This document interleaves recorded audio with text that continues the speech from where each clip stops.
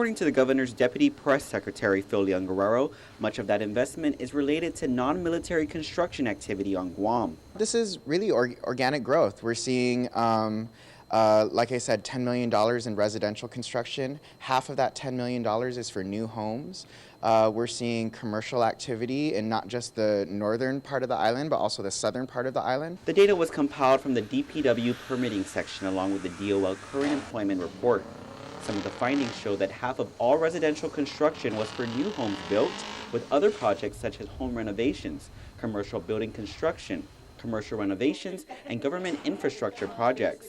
Jigo showed to be the village with the most new homes being constructed, Tamuning with the most commercial construction activity, and Dedido was the village with the most construction overall. So really, when you look at all the data, and you factor in what's happening, and when you factor in that the military buildup hasn't happened yet, you can see that Guam is growing without this military buildup, and then you can see the buildup on the horizon, and hopefully Guam will grow further. There are currently 213 total construction projects, with a quarter of them completed so far.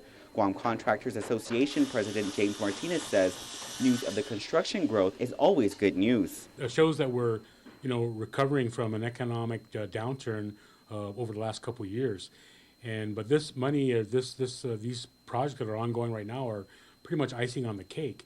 He says despite the expected $500 million in MilCon projects for this fiscal year, he expects a lot more work outside of the military as well, such as a demand for more hotel rooms and more recreational activities for tourists. Along with this increased construction activity, it also bodes well for opportunities of employment in the construction industry. We need folks here that are underemployed or unemployed and don't have a skill set to get those skills, so you can avail yourselves of these jobs. We don't want to we don't want people to pass this opportunity by, and we don't want to be criticized for saying, well, this is just for the foreign workers. It's not for the foreign workers. It's for our local workers. But you really need to put yourself in a position to get those jobs by getting the skills training that are needed to do the jobs.